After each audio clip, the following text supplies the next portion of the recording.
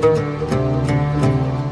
الله الرحمن الرحيم وصلى الله على سيدنا ونبينا وحبيب قلوبنا وشفيع ذنوبنا أبي القاسم مصطفى محمد وعلى آله الطيبين الطاهرين المعصومين سيما بقية الله في الأرض صاحب العصر والزمان أرواحنا له فداء. Assalamu alaikum wa rahmatullahi wa barakatuh. First of all, I will start by congratulating Sayyid Qaid and all the people of the Islamic Republic of Iran, and indeed the entire Muslim world, on the anniversary, this 43rd anniversary of the victory of the Islamic Revolution in Iran. The revolution came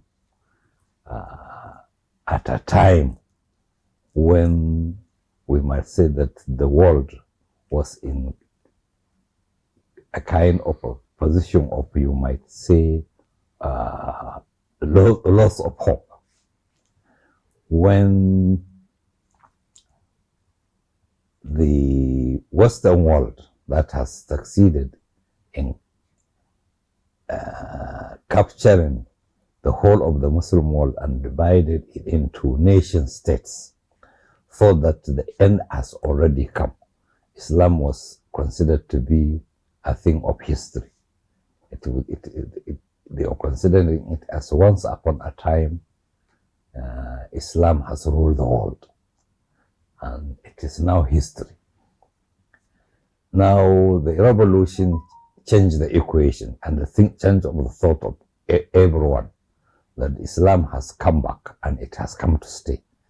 The Islamic Republic of Iran has faced a lot of problems during the revolution until victory, and it continued to face problem after the revolution. There was this all attempt to bring about some internal problems within the republic immediately after the success, and there was a 8-year imposed war, and there was sanctions upon sanctions and isolation upon isolation, and all the same the Islamic Republic has survived. It has come to stay. Alhamdulillah.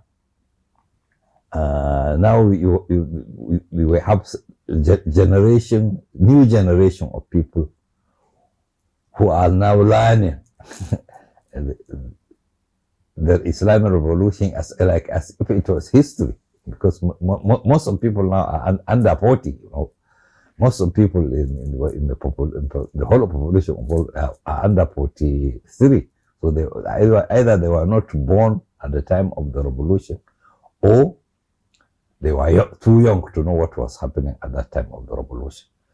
And the revolution has indeed touched every part and every nook and corner of the world. At one time I was saying, and I continue to repeat it, that Imam Khomeini has entered every house in the whole world, and he has made impact in that house.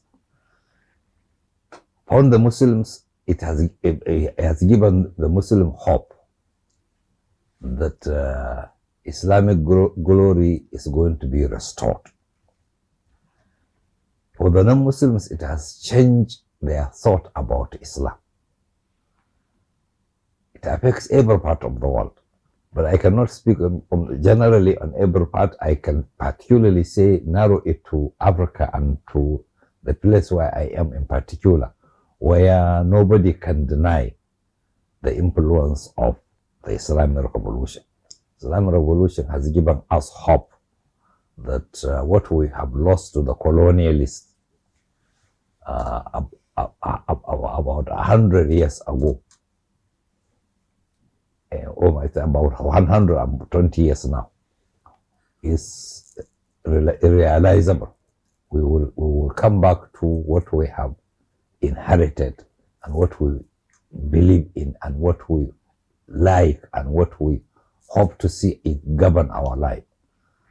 The Islamic Revolution has made us indeed hopeful, and it has boosted our morale. And the teaching of Ahlul Bayt came to be known through the revolution. The revolution has opened the door for the understanding of the teaching of Ahlul Bayt. But for the revolution, we wouldn't have known that the family of the Prophet have a school of thought. I could remember in the early 70s, 73 to be precise, I was a student in the college, and we were studying history, and our understanding of what Shia was negative, because it was written in a negative way. It is the revolution, it changed our thought about it, and it changed the thought of so many people.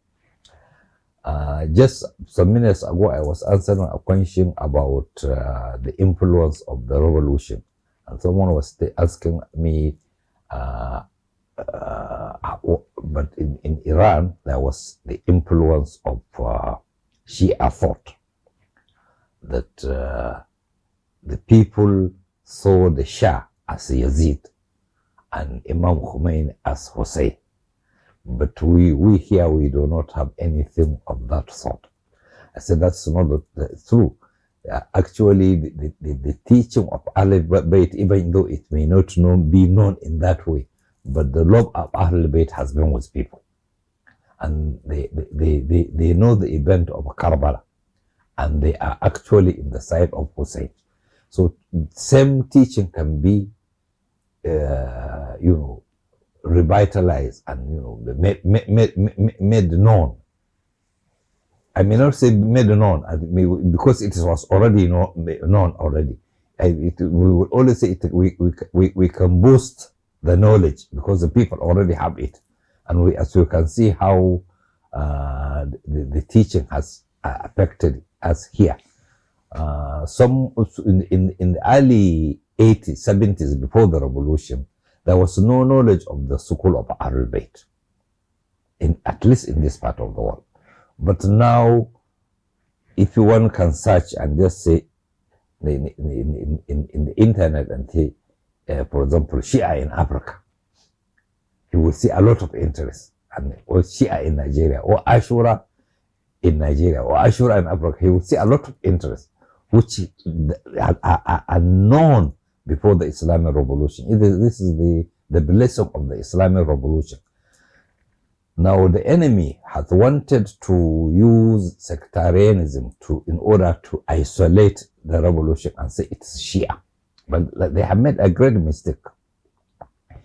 By saying Shia, it's Shia, even though it is purely Islamic.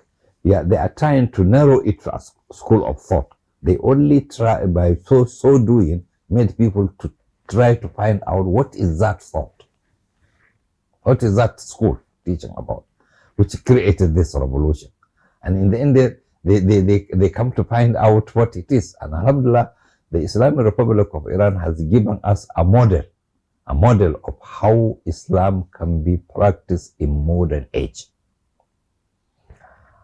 And if anybody is thinking that Islam is a sin of fast, he is mistaken, because we can show him a model that is not practicable, but practicable model, which one can see. So in the Islamic Revolution, alhamdulillah, is for all the people, for all the oppressed. I have to also make sort of strong words to the Iranian people. One historian, it's just a professor of history, recently was saying, some years, just about 7 years ago, he was saying that today there are two superpowers: the United States of America and the Islamic Republic of Iran. And the United States of America is crumbling down. And the Islamic Republic of Iran is raising up. So in the end of the day, you will have one power, Islamic power, inshallah. And the people of Iran have to be ready to give the world a leadership. They shouldn't think that the revolution belongs to Iranian people alone. They shouldn't think that the revolution is confined to geographical location called Iran. It is Islamic revolution for the whole Muslims. And they should be ready to give Muslim people a leadership. By this, they should be accommodating other people. They should learn about other people, their languages and cultures. They should speak other people's languages as well. Not only to think that they should invite people and make them like Iranian or Persian speaker. Just like this colonialists, they march and, you know, they were only interested in the words of the people, not in the people themselves. But no, so somebody, recently I was in prison, and I was surprised to hear from one of the prison workers. He was saying that he was speaking simple language. He said that the world is divided into two. One camp, they see United States of America as their own mother. And the other camp is the Islamic camp, which sees Iran as the mother. Iran has to live up to that expectation. We know for sure that the leadership is up to that. The people also have to be up to that, inshallah.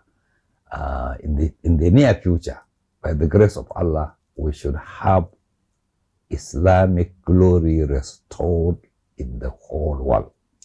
صلى الله على محمد وعلى آله الطيبين الطاهرين والسلام عليكم ورحمة الله وبركاته.